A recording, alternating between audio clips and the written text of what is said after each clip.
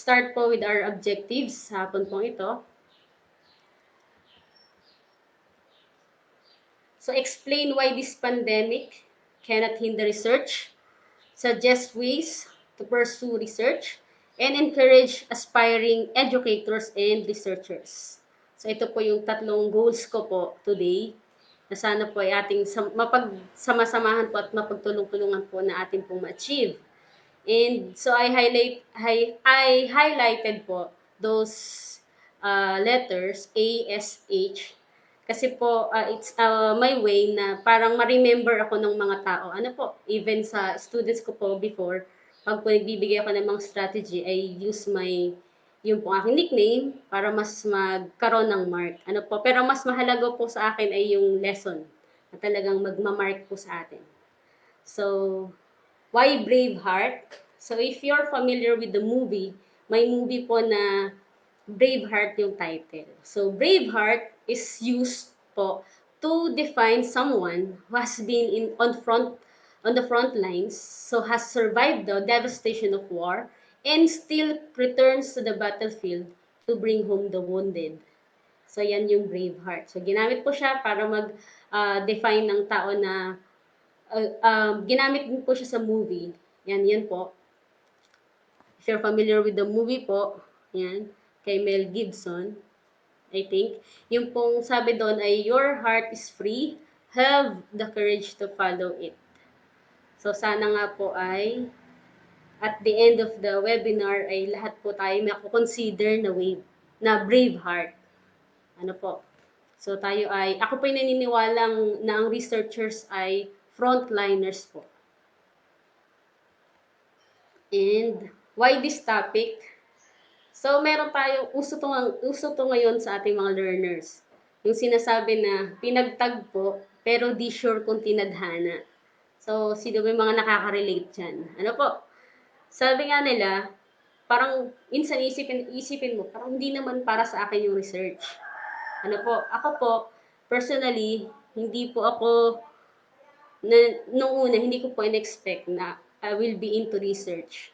Dati po, nung ah, na nag-aaral lang po ako sa Lasal before, ang iniisip ko lang, nakaka-inspire yung mga teachers, yung aking po mga professors, na parang ang sarap mag-research, makakapunta ka sa iba't ibang lugar, ganun po. So, simple lang. Noong una, ganun lang po yung aking perception sa research. Yung iba, iniisip natin na, ano ba yung maiisip natin kapag research? Parang minsan, isipin mo, matrabaho, parang hindi to para sa akin, parang ganyan. Ano po? So, sana po, maging ano natin na ako po naniniwala na yung research, pinagtagpo kami niyan, and sure po na tinadhana din. Ano po? Kasi you have to work for it din. Sana po ito po ang maging ano natin. Yan. Pagmahal mo, ipaglaban mo. Yan. Sana mas okay siya na maging mindset natin. Na since mahal mo yung research, ipaglalaban mo. Ano po? So, even ganito yung panahon natin, sana hindi natin makalimutan yung pagre-research. Yan, salamat po sa mga nanonood po sa nakikiparticipate po sa atin from Indonesia. Yan. From Bulacan, San Juan. Yan po. Salamat po. And tuloy lang po natin sana po ang maging ano po natin is yung ipaglaban natin yung research despite na ganito po yung ating kinakaharap. So ako po na-inspire ako sa topic na to kasi nagsisimula pa lang po yung lockdown natin, yung community quarantine. Nag-message po sa aming group ng researchers ng San Jose po, si Ma'am Lubis.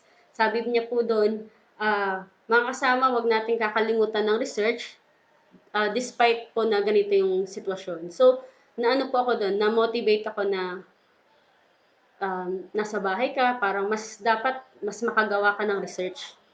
Mas may time tayo. Ano po? So, ngayon po, magbibigay po ako ng mga suggestion paano po natin magagawa yung research despite po this pandemic. Ano po? So, ito po. COVID-19. Yun po ating goal 1. So, bakit nga ba itong COVID-19? So ito po, kung titingnan natin yung COVID-19, parang ang laki pong pandemic po eh, ang laki pong problem na nagre-require ng huge na solution. So pag inisip po natin, pag tiningnan natin whole picture, ito pong COVID-19, parang ang hirap po mag-isip, ano ba yung solusyon? Even all nations po are trying to figure this out. Ano ba ang ating magiging solusyon? So, sabi po doon, if you cannot be part of the solution, then please do not be part of the problem. So, minsan kahit po sa mga relationships, kapag po nagfe-fail ang mga relationships, kasi ang naisip po natin ay problem lang. So even po sa lahat ng, kahit po sa isang samahan, pag po ang tiningnan natin ay solusyon, problema, dalawang part lang naman po yan. Ano po, kung hindi tayo maging part ng solusyon, wag na rin tayo maging part ng problem. So, ang nakikita ko po dito, if we are going to look at this COVID-19 pandemic in a deeper sense, we will be able to see that somehow we can do something. We may not be able to find that huge solution that we need, pero we can have the solution to smaller bits. Ano po? Yung mas maliliit po na aspect. Ano po? Mas masusolusyonan natin siya kung magpo-focus po tayo doon na hindi talaga COVID-19 ang atin pong um, ang problem po ng pandemic ay hindi po makakahadlang sa atin sa pagre-research. Ano po? Okay? Yan, marami na pong nakaka-relate na pagmahal mo ay ipaglaban mo. Sabi po ni Ma'am Santos from Calak. Okay? So yan po. Ganun din po ang research. Ipaglaban po natin. Okay? Next po is why COVID-19 pandemic cannot hinder research. So ito yung core. Bakit nga ba hindi makakahadlang sa atin yung COVID-19? Bakit po? Ayan. So we have our online platforms. We have our technology. And yun nga po, online platforms. So, we have everything na meron po tayo. Iniisip lang natin na hindi siya possible. Iniisip lang natin na hindi siya uh, ma-achieve. Pero meron po tayo nito. Ano po? Kasi minsan, pag research po, iniisip natin na ay trabaho yan, doon lang siya sa mga masisipag, doon lang sa mga bata, doon naman sa mga talagang sabihin na nating isip kasi lagi nila pang matalino, parang ganun po. So, hindi po ang research ganun. Ano po? So, ang naniniwala po ako na ang research po para siya sa mga may puso na sabi nga kanina, ilaban natin yung research. So, since we have these online platforms, we have technology, ito po yung time na sabi nga, you either you have to choose. Are you gonna innovate or evaporate? So yan, saan po tayo dyan? Ano po? Tayo ba ay nandoon sa mga mag-i-innovate or doon tayo sa mag-i-evaporate? So pili po tayo. Ano po? Siguro po, ang sarap naman po ng feeling na doon na po tayo sa mag-i-innovate. Kasi pag po hindi tayo nag-innovate, uh, may iwanan po tayo ng panahon. Ano po, since we have this rich technology, pwede po, possible pa din po na makapag-research po tayo. Kahit po tayo nasa bahay lang, so possible pa rin po. Hindi po makakahadlang ang COVID-19 pandemic para po sa ating pagre-research. So, yan. Salamat po. Now, ang una po nating goal is na-achieve na po natin, explain na natin kung bakit hindi talaga makakapag-hinder sa atin yung research. Kasi nga po, we can go online. Yan po. And then, the next po is yung ating pong goal number 2. Magsasuggest po ako sa inyo ng mga possible po nating magamit na ways para po makapag-continue tayo ng research despite this pandemic. So, ito po ay I was able to come up with these resources or online resources through the help po of Ma'am Hannah Bagos. As ito po, isasuggest ko po sa inyo, i-present ko po ang ating pong mga online resources po. So we have eric.ed.gov, we have data.gov.ph, we have citationmachine.net. So ito po yung screenshots ng mga online resources po na yan. So pwede po nating i-visit itong mga online resources po na ito para po makapagtingin po tayo ng mga readings, ng mga um, related topics. So yan po. Kasi po, pag research po, ito ay kailangan po yung resources po natin talagang kumbaga po legit. So kailangan natin pag maghahanap po tayo ng resources, so results based po tayo, ang ating pong resources ay ating pong i-check. So yan po. Ito po yung mga possible ways or possible resources po na available online. So pwede niyo po i-check or i-visit po itong mga websites na ito. Yan po. And then, we have saber.worldbank.org, openknowledge.worldbank.org, and ideas.reflect.org. So, yan po. Yan. Since nasa sa bahay lang po tayo, so pwede po tayo magkaroon ng readings po dyan, ng mga published research and thesis po. Nandiyan po yan. Kasi po nung nag-MA po ako, nagtitesis po ako, talagang I have to stay like for 2 days or 1 day sa libraries, sa LRC po, namin sa Lasal. So gamit na gamit yung alumni card kasi kailangan mag-research. And also sa GGC, sa Golden Gate Colleges po. So hi po sa lahat ng classmates ko before. At so ito po, since nasa sa bahay lang po tayo, pwede natin itong magamit. Pwede po natin itong gawin na maghanap po tayo ng mga published na or nasa mga available po na online resources. So ayan po. Then we have also our Google Forms and yung pong ating ginagawa po ngayon, yung pong ating Microsoft 365 na forms. So yan po yung, alam ko kung familiar kayo dito po sa mga logos na ito.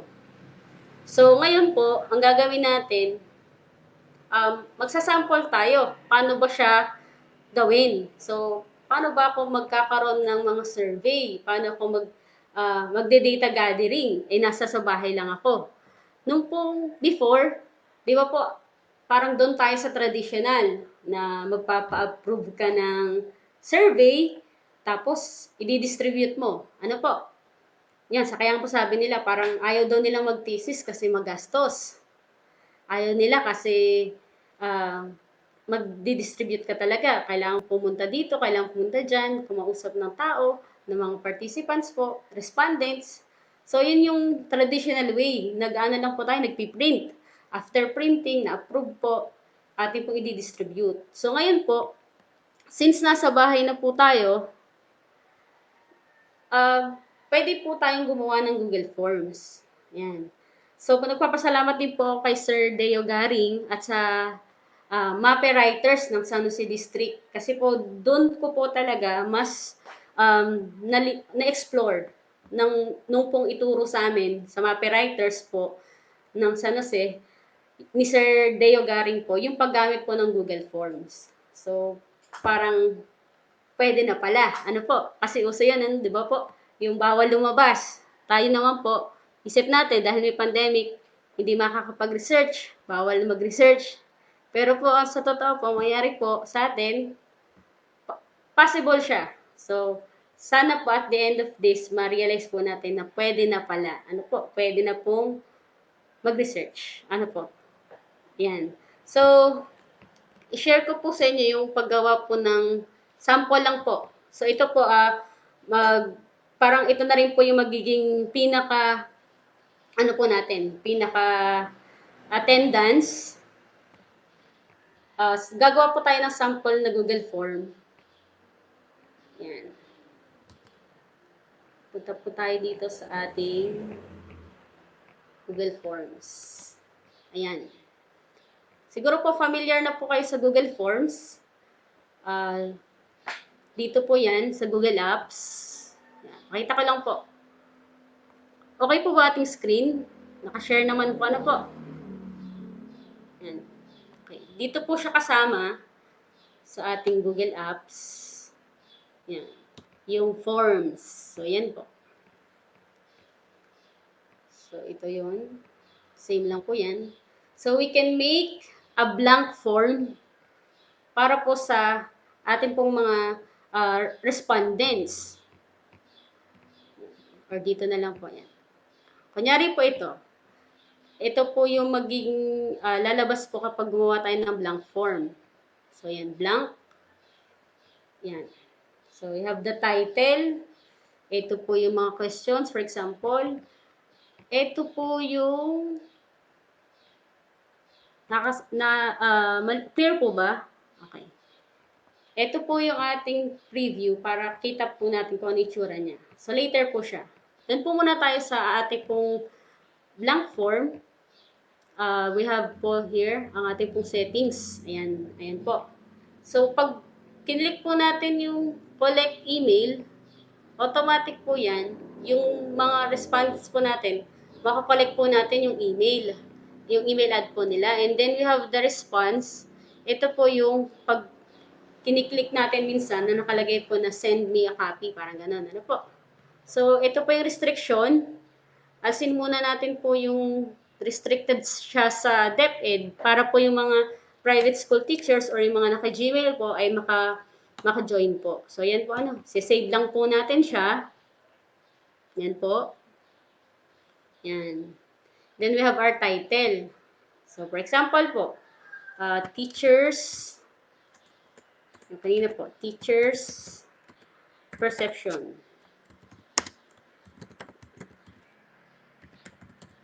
on attending webinars. Yan po. Okay? So, yun po ang title natin. Then we have here po yung ito po yung maging email address. Yan po. Mag-add ka lang po. Mag-add lang po tayo. Yan. Kunyari po ito yung question sa una. Halimbawa po ay name. Write natin yung name. Siya po ay short answer.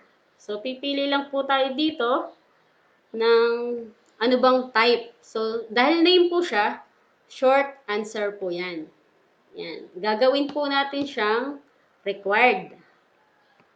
Kunyari po, pwedeng hindi, pwede pong required. So, yan. Gawin na lang po natin siyang required. Then, add po tayo ng isa pa. Yung pong addition lang na sign, add. Halimbawa po yung position.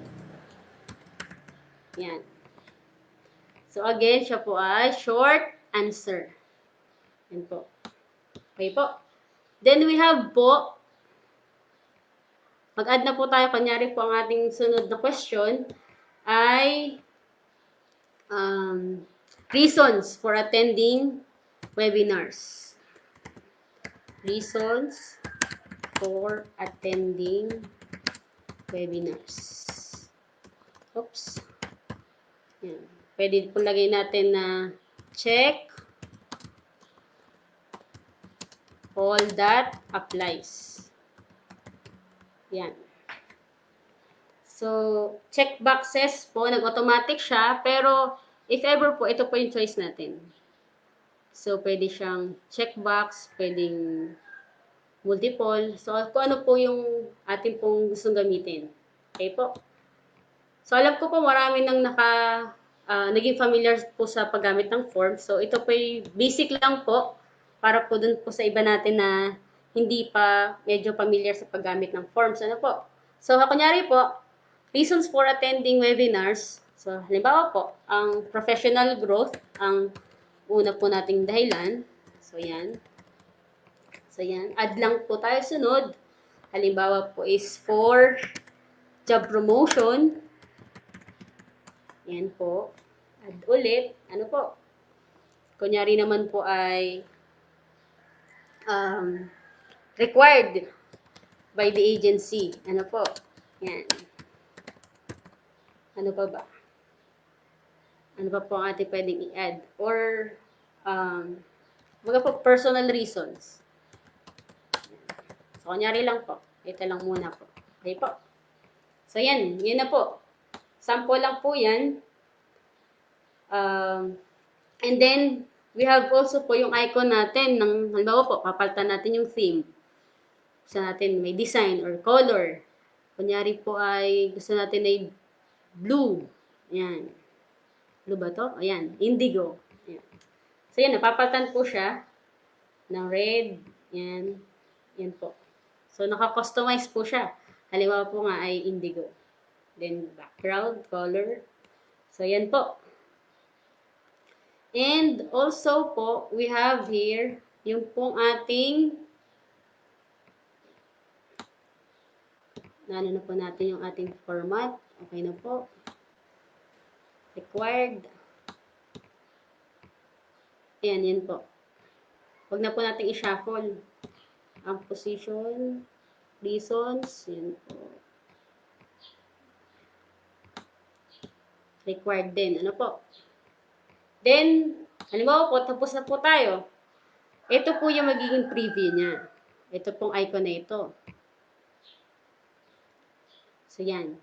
Pag po sinend na natin sa ating pong respondents yung link, ito po yung magiging kalalabasan. Ano po? Dito po sa preview. Yan.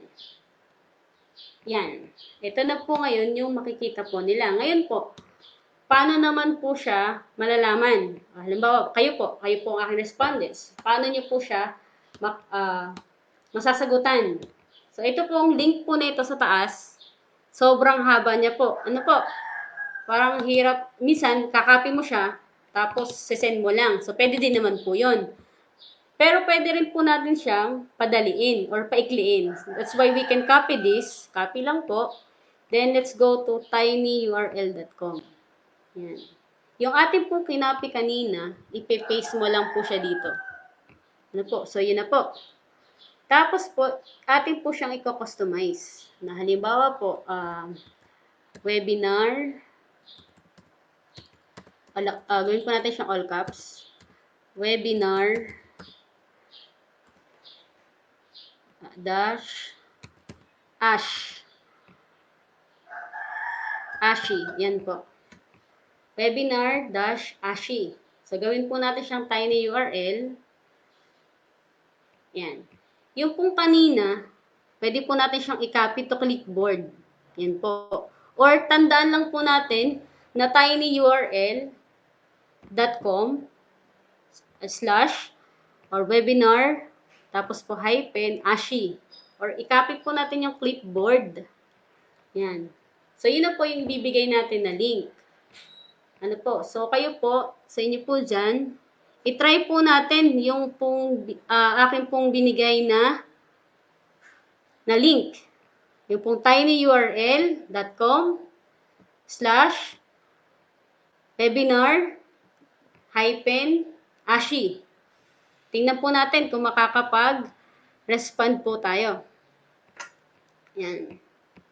Doon po sa ginawa natin, dito po lalabas din yung ating responses kung may nagsagot na po. So, yan. So, wala pa po nagsasagot ngayon. Okay po.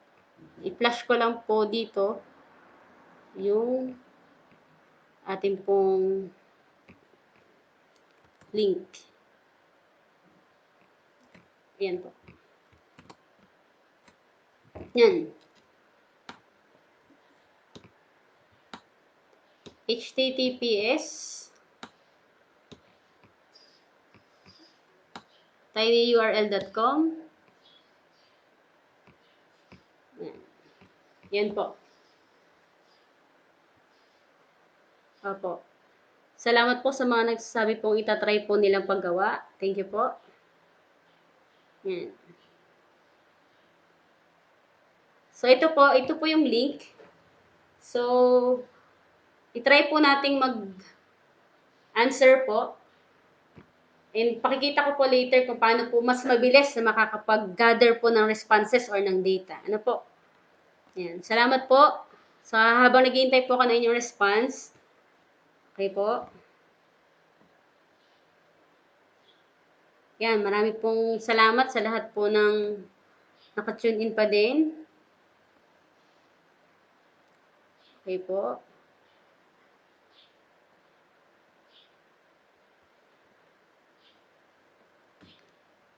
Yan po.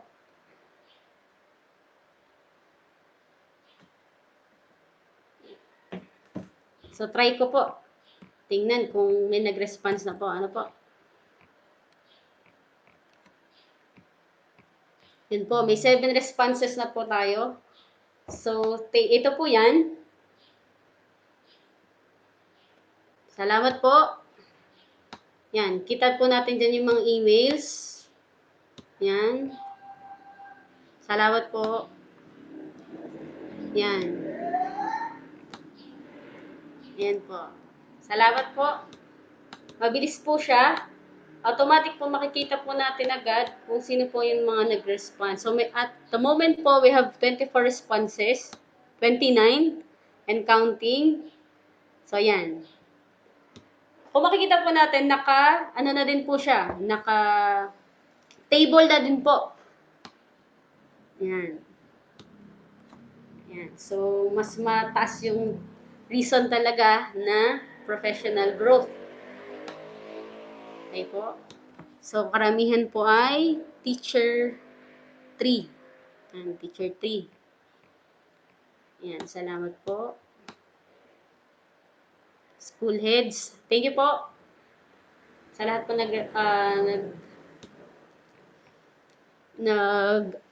send po ng response nila. So, again, so yun po. So, yun po yung paggamit ng Google Forms. Yan. Again, thank you po kay Sir Deo Garing ng San Jose District po at sa mga writers sa suporta po at sa pagtuturo po ng mas malinaw po para atin pong ma-explore yung paggamit po ng Google Forms. So, yan. Sana po ay na-share ko rin po sa inyo kung paano po siya gawin. So, again, recap lang po tayo. So, Google Forms, blank. Okay. Tapos, eto na po yan. And settings po natin. Yan. So, collect email. Alisin po muna natin ng restriction. Save. Ayan na po. Ayan po.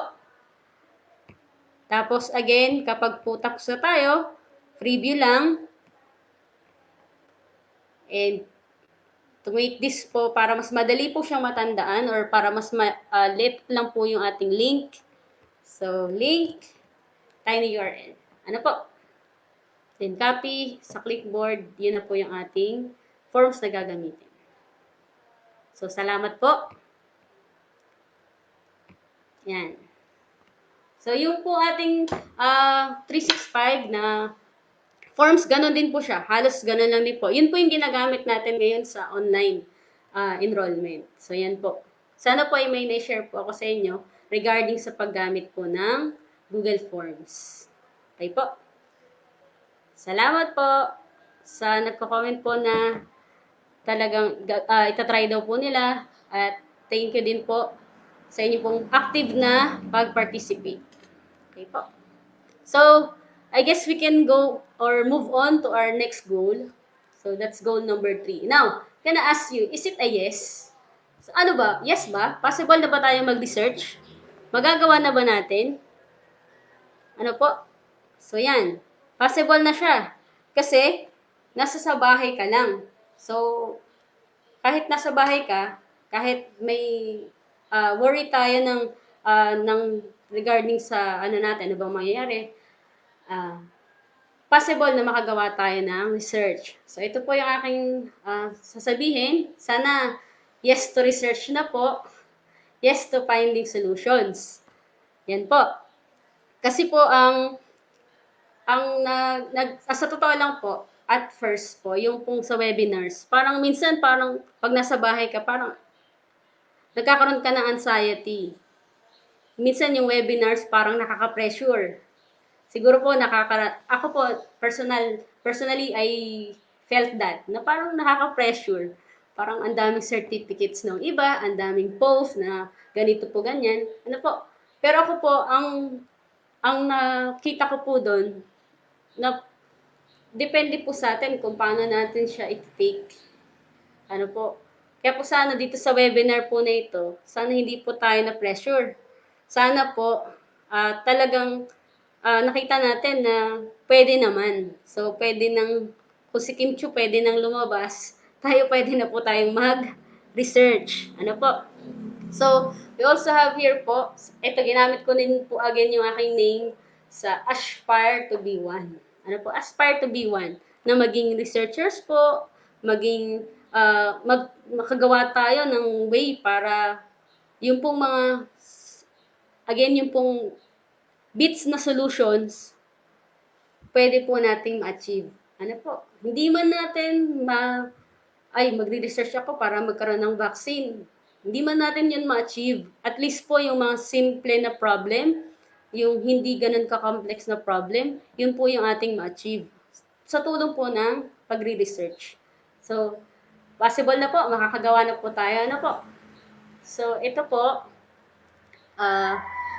I'll share this post din po as a tribute po sa aking uh, sinututor po, si Dondon. Ito po ay shinare niya sa kanyang wall. So, ang nangyari po kasi, minutes after ko pong magkaroon ng poster na ako po ay may schedule na, kumbaga po, buhos ang congratulations. Kaya lang after po, minutes after, may masama po kaming balita na natatanggap. So as a tribute lang po, i-share po ito na ito po ay para po sa inyo. Ano po?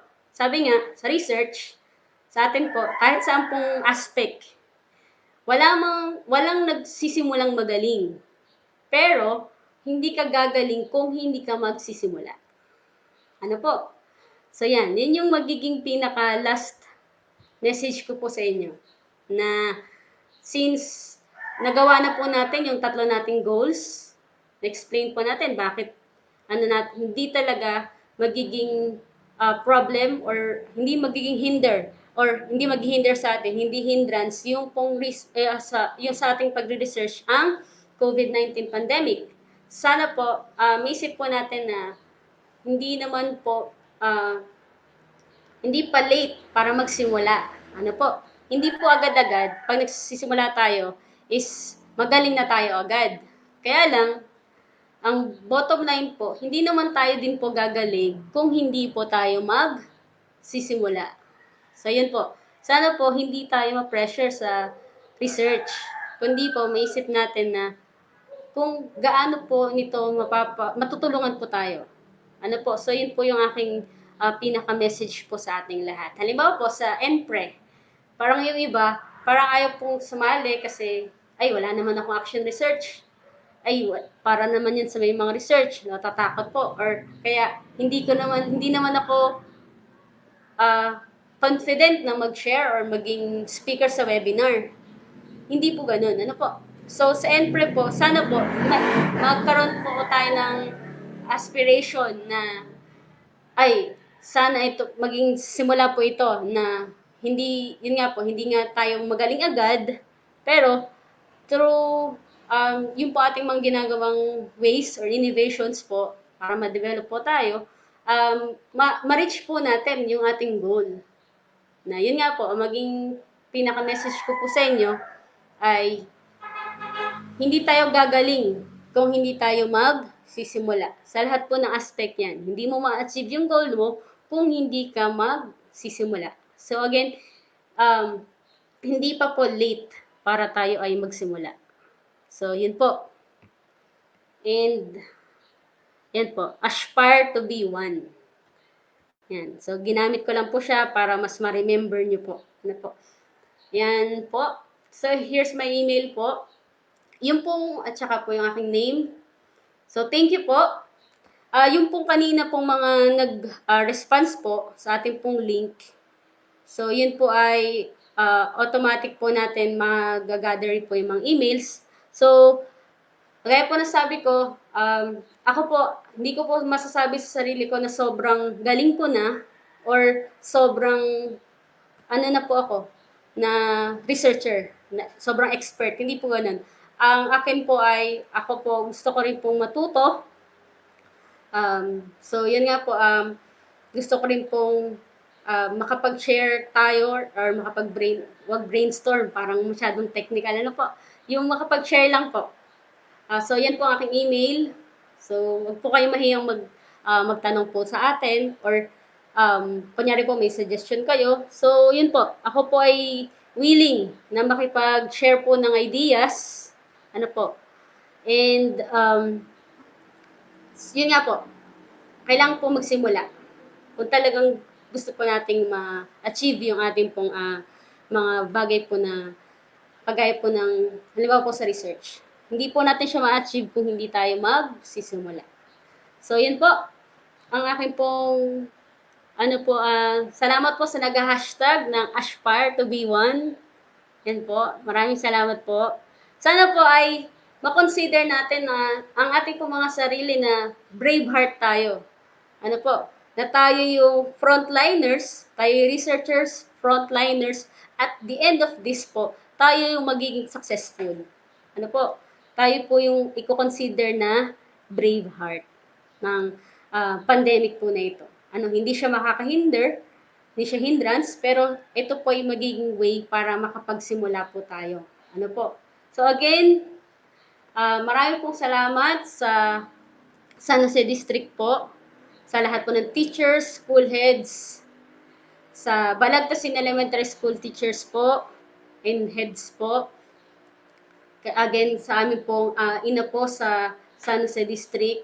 Siguro po, isipin nyo na ang mga taga San Jose ay magagaling na researchers kasi last week, si Ma'am Arlene, ano po, tas ngayon po ay ako, ano po, yun po ay, ang nasa amin po kasi ay parang, yun nga po, yung culture po ng research. Again, sa initiative po, encouragement ng aming pong supervisor, si Dr. Lubis. Yan po. And ako po, na-inspire po din ako sa aking mga teachers po before, sa, lalo na po kay Doc Louie, kay Dr. Louie Grace Margalio po. Nung nasa college pa lang po kami, until po nung day na siya po ay ma-invite sa San Jose to give po ng sharing. So, doon po talaga nag-start na maano po yung um, aming pong pinaka-drive na tayo ay maging researchers. Kaya nga po sabi ko, aspire to be one. Sana po magkaroon tayo talaga ng enough courage at saka po dedication para po magawa natin po yung maging brave heart tayo despite this pandemic.